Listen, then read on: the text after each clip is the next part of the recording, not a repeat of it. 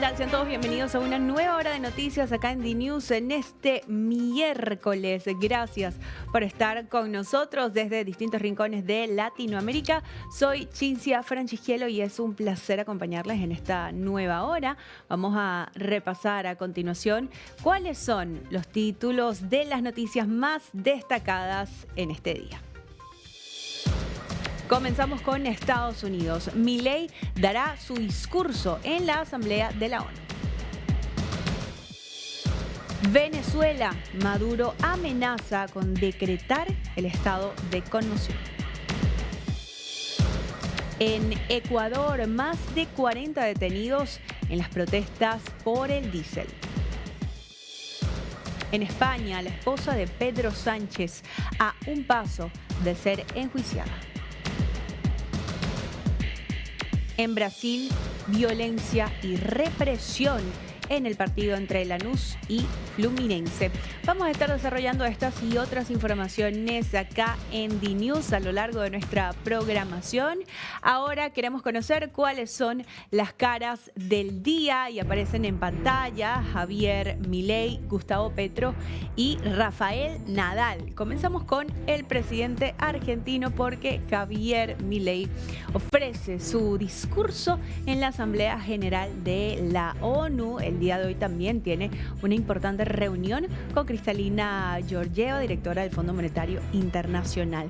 Y avanzamos para hablar de Gustavo Petro, el presidente colombiano, precisamente en la Asamblea de la ONU. Ha dado unas polémicas declaraciones donde dice que Donald Trump debería ser enjuiciado por todas las acciones militares que ha realizado en el Mar Caribe. Y finalizamos con Rafael Nadal, el tenista, advierte sobre los peligros de la inteligencia artificial. Estas son las tres caras del día y las repasamos. Javier Milei, Gustavo Petro y Rafael Nadal.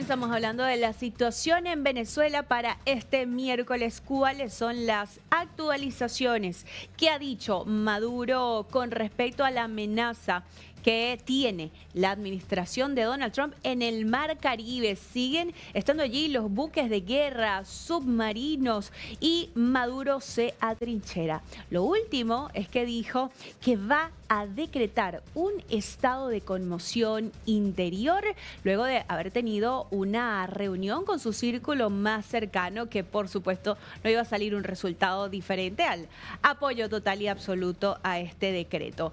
Vamos a escuchar cómo lo decretaba Maduro. En el equipo de trabajo vamos a deliberar con la propuesta que ha llegado de el primer decreto constitucional para que toda la nación, toda la república, toda la institucionalidad, todo hombre y mujer, ciudadano y ciudadana de este país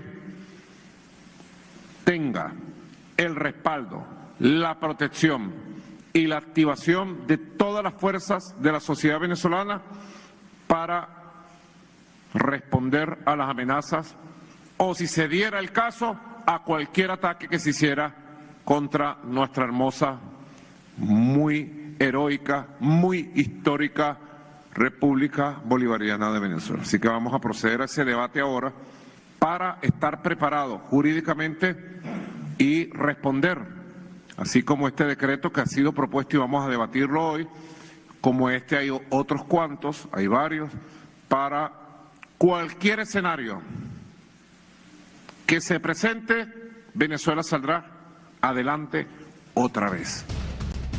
Bien, esta es la amenaza de Nicolás Maduro, quien dice va a decretar un estado de conmoción en Venezuela. Esto le permitiría tomar ciertas facultades constitucionales para lo que él considera hacerle frente a la amenaza norteamericana. Es la nueva medida que se toma desde el régimen con apoyo de su círculo más cercano, su vicepresidenta, el titular de la Asamblea Nacional, el fiscal Tarek y por supuesto todos dan el visto bueno a este decreto de Maduro. Pero ¿quién se ha metido en la contienda? Nuevamente el presidente colombiano Gustavo Petro decidió dar un paso al frente y defender a su amigo Maduro. ¿Y cómo lo defiende? Diciendo que lo que está haciendo Donald Trump es un asesinato y que debería ser enjuiciado. Así apoya a Gustavo Petro a Maduro. Vamos a escucharlo.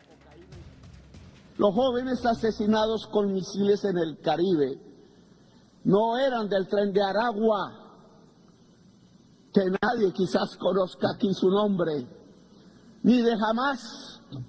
Eran caribeños, posiblemente colombianos, y si fueron colombianos, con el perdón de quienes dominan las Naciones Unidas, debe abrirse proceso penal contra esos funcionarios que son de los Estados Unidos. Así se incluye al funcionario mayor que dio la orden, el presidente Trump, que permitió los disparos de los misiles contra los jóvenes que simplemente querían escapar de la pobreza. Jóvenes en una lancha, si tuvieran un cargamento ilícito, no eran narcotraficantes, eran simples jóvenes pobres de la América Latina que no tienen otra opción. Los narcotraficantes viven en otra parte y no es en la América Latina. Trump lanza misiles sobre lanchas desarmadas de migrantes y los acusa de narcotraficantes y terroristas sin ellos tener una sola arma para defenderse, cuando los narcotraficantes viven en Nueva York, aquí mismo, a unas cuantas cuadras, y en Miami, y hacen acuerdos con la DEA, donde les permiten traficar en África, en Europa, Rusia o China, pero no en los Estados Unidos, país que detiene el crecimiento del consumo de cocaína sin rebajarlo, solo porque sus enfermos drogadictos pasaron, y son enfermos, pasaron a consumir la droga mortal de la contracultura de la humanidad en tiempos de la extinción por la crisis climática. Bien, este fue el largo discurso que pronunció Gustavo Petro ante la Asamblea General de la ONU. Recordemos que estuvo hablando 39 minutos en una sala prácticamente vacía. Vamos a reiterar qué pasó cuando Petro llegó a este lugar, al recinto. La delegación de los Estados Unidos se puso de pie y se retiró de este lugar. Así que no le dio chance a Petro de decirle en su cara a los norteamericanos que debería abrirse un juicio político en contra de Donald Trump por estas acciones militares que tienen lugar en el Mar Caribe. 40 minutos habló Gustavo Petro. Recordemos que el tiempo estipulado son 15 minutos, es el tiempo estimado, y fue su última alocución por lo pronto ante esta asamblea como presidente de Colombia. Dio nuevamente un paso al frente Gustavo Petro en la defensa de Maduro. Maduro que se prepara, por supuesto, ante la amenaza norteamericana. Recordemos que hace unos días podíamos ver estas imágenes de mujeres milicianas preparándose para la guerra, aprendiendo a utilizar las armas, en este instructivo, en esta suerte de curso que dieron las Fuerzas Armadas Nacionales en Venezuela, y que estas imágenes levantaron la burla por parte del presidente Trump y de toda la administración norteamericana. Ante esta burla, que es evidente en pantalla, notándose la poca destreza que tienen estos adultos mayores para utilizar armas, desde Venezuela se han condecorado específicamente 5 mujeres milicianas, y se declararon soldadas de la patria luego de la burla que hizo Donald Trump en su contra. Esto es lo que decía la alcaldesa de Caracas en esta condecoración. Yo le digo a ese presidente, a él lo parió una mujer, a él tiene una esposa y tienes unas hijas, así que la mujer venezolana se respeta. El que obra mal en la vida lo paga, y por eso yo le digo a ese señor que las mujeres se respetan, y nosotras, las mujeres venezolanas, siempre estamos a la vanguardia. En todos los ámbitos vemos a las mujeres siempre en la vanguardia, en las comunidades, de jefe de calle, de jefe de VC, de comuneras, de científica, de maestra, de todos los sectores sociales. Siempre está la mujer en la vanguardia. Ahora se burlan porque si es viejita, porque si no van a poder, que si es flaquita, que si es gordita. Bien, escuchábamos las declaraciones de la alcaldesa de Caracas, y no es un episodio de Los Simpson, es la realidad que se vive en Venezuela. Así ella amenazaba a Donald Trump con estos gritos que realmente no vale la pena repetir. Mejor vamos a contarles a todos ustedes en más del contexto de la oposición venezolana. Hoy estuvo conversando acá en DNews en exclusiva Julio Borges, pues haciendo referencia a este importante contexto social y político que se vive en el país. Vamos a repasarlo a continuación. Bien, y hasta ahora tenemos que hablar de la situación en Venezuela, porque, como lo hemos visto, se está desarrollando en este momento la Asamblea General de las Naciones Unidas en la ciudad de Nueva York. Pero, ¿por qué no está Maduro si dice ser un presidente democrático? ¿Qué es lo que está ocurriendo realmente en Venezuela en este momento? Nosotros vamos a establecer un contacto con Julio Borges, quien es referente opositor venezolano, exiliado y además vocero de Vente Venezuela de María Corina Machado. ¿Cómo estás, Julio? Bienvenido. Buenos días, Cintia. ¿Cómo estás? Gracias por la oportunidad. Bien, y lo veíamos, ¿no? Hay muchos presidentes, muchos líderes mundiales, líderes políticos que están en esta Asamblea de la ONU, pero no está Maduro. ¿No dice ser un presidente democrático? Bueno, yo creo que desde hace tiempo Maduro tiene severos problemas para asistir a Naciones Unidas, y esta vez, por supuesto, esos problemas aumentan, y es significativo que ayer el presidente Trump en su discurso le dedicara unas palabras tan concretas y tan contundentes a lo que es más importante en este momento, que es la vinculación real, efectiva y total de Maduro con todo lo que es el problema del crimen organizado. Y creo que esto es un avance muy importante, porque no solo para Venezuela, sino para toda la región, Maduro se ha convertido en un obstáculo real para lograr el progreso de América Latina a nivel económico, a nivel de Estado de Derecho, a nivel democrático, y eso es lo que en este momento más importa, cómo quitar ese obstáculo para que toda la región y especialmente Venezuela puedan construir un nuevo capítulo en su futuro. Sí, como tú lo decías, Donald Trump lo mencionaba en su discurso, en su alocución, pero constantemente pues nos llega lo que es esta amenaza norteamericana hacia Nicolás Maduro en específico, que es como que ya no haya cómo defenderse. Lo último que dijo es que va a decretar un estado de conmoción. ¿Qué significa esto en Venezuela? Bueno, la verdad, siendo muy honesto, no significa nada de nada. Y creo que Maduro simplemente anuncia este paso porque de alguna manera le otorga más poder y más concentración de poder. Ese decreto de conmoción interna o externa se hace cuando en teoría hay algún tipo de amenaza, pero en la práctica, en un país donde no hay justicia, no hay división del poder, no hay democracia, no hay instituciones, este decreto va a quedar absolutamente enmarcado en reducirle aún más los derechos a los venezolanos.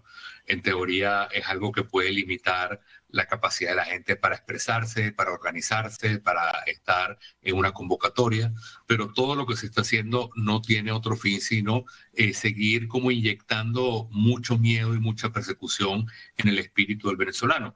Pero la buena noticia es que los venezolanos están todavía y lo estarán hasta que Maduro se vaya absolutamente firmes en defender lo que fue el triunfo el 28 de julio.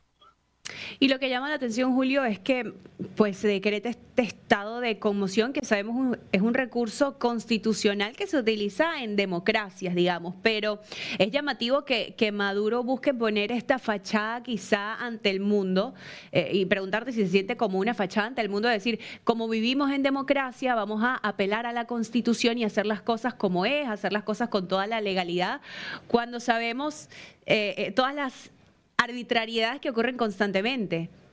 Es exactamente así como dice Cintia. Él quiere dar una imagen de instituciones que están haciéndose contrapeso de vida democrática. La locución es, en teoría, con los otros, entre comillas, poderes, pero al final eso lo que es, no es una institución ni es un gobierno, lo que es una pandilla de delincuentes que ha tomado a Venezuela y lo ha secuestrado, y él, como tú bien dices, lo que quiere es proyectar una imagen de constitucionalidad, de legalidad, pero obviamente el mundo entero no le cree. Yo creo que hay una experiencia muy reciente en las últimas horas, que es la carta que Maduro le envía a Donald Trump. Es una carta lastimosa, verdaderamente lo que refleja es su derrota, tratando de adular a Trump, tratando de buscar algún tipo desesperado de solución. Pero yo creo que lo que sí demuestra es que Maduro está en un proceso irreversible de salida del poder, y el deber nuestro es convertir eso que es irreversible en algo que sea, digamos, que sea pronto, que sea de alguna manera inminente. Ese es el gran reto que tenemos por delante.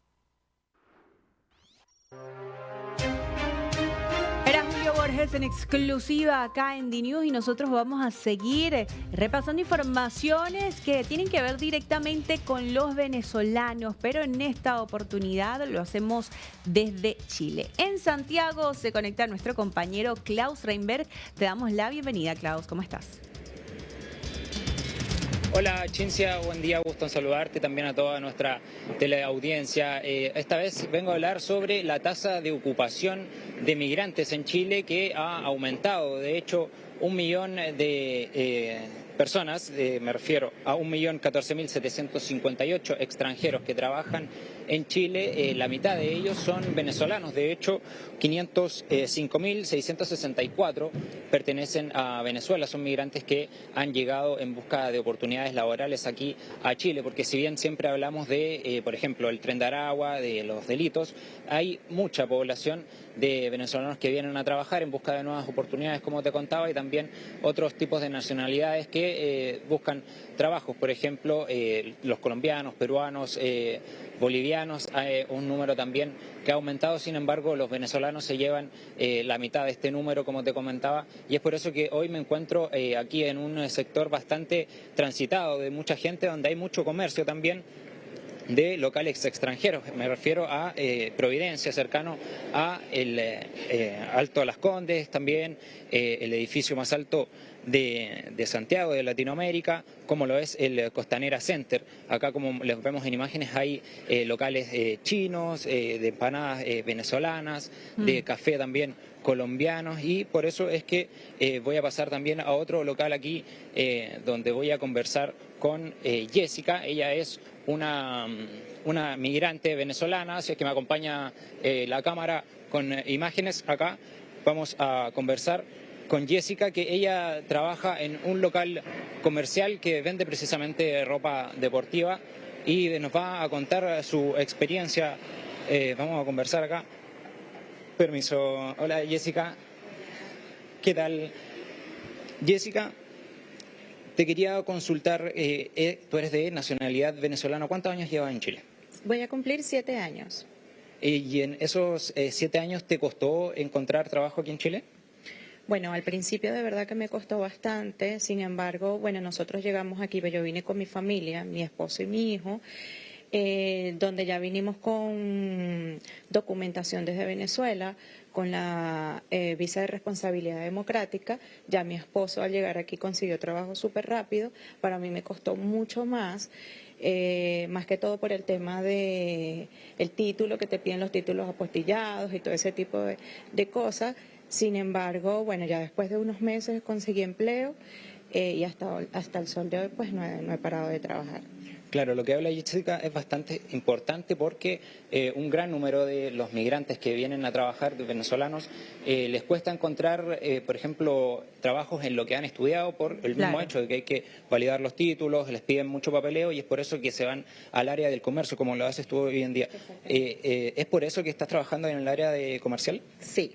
Sí, sin embargo, bueno, esperando poder resolver lo de la documentación a nivel de títulos y poder convalidar para poder quizás conseguir un empleo mejor donde pueda, no sé, trabajar de lo que venía estudiando anteriormente. Y Jessica, hoy en día estás trabajando, me decías que obviamente entraste de manera legal, ¿estás trabajando con contrato definido, ya con todo en regla, no? Sí, por supuesto, con todo en regla. Porque es importante destacar también que las cifras de informalidad de las personas ha disminuido un 9,7%. Por ejemplo, en ese número los ciudadanos bolivianos son los que aumentan este número, son que trabajan de manera informal quizás en otros rubros como La Vega, como hemos visto también en otras notas. Ahora, Jessica, también tú vemos que estás embarazada, estás esperando un hijo. Hay un dato también respecto a eso de que 1 de cada 5 embarazos en Chile es de madre extranjera y la mayoría son venezolanas. Ahora vas tú a aportar con un chileno en este caso. Una chilenita. Una chilenita. Sí, sí, por supuesto. Y de igual forma, bueno, nos beneficiamos más que todo cuando tenemos contrato, cuando estamos legal, cuando tenemos toda nuestra documentación al día. Por ende, accedes al beneficio igual de FONASA, igual por el trabajo de mi esposo tengo seguro complementario, entonces esto te ayuda un poco más. No quiere decir que igual el gobierno no te ayude a la hora de cualquier eventualidad conjuntamente con nuestros bebés, pues. En ese caso ya estás cubierta tanto por el lado de tu esposo como en la previsión social de salud acá. Así es. Bueno, Jessica, muchas gracias por tu testimonio. Nosotros seguimos comentando acerca de esta tasa de ocupación de inmigrantes que la mitad de ellos son de nacionalidad venezolana, que vienen en busca de nuevas oportunidades. También lo sigue, por ejemplo, Perú, que aporta con 148.151 inmigrantes que están con empleo. Luego lo sigue Colombia con 116.263. Bolivia también con 150.417 y otras nacionalidades que son 150.417, que ahí se reparten entre haitianos, brasileños, argentinos también y otras nacionalidades, por ejemplo los chinos, que también hay muchos locales comerciales que venden comida china, ¿no, Cinzia? Así es. Klaus, no sé si estás allí todavía en el local y podría preguntarle quizá a Jessica, ¿no? Que es una trabajadora venezolana inmigrante, es el caso más cerca claro. Ahí que tienes. ¿Qué opinión le merece esto? Saber que la mayoría de los inmigrantes que quieren trabajar en Chile son venezolanos y hablamos de mayoría de 100.000 a 500.000, digamos.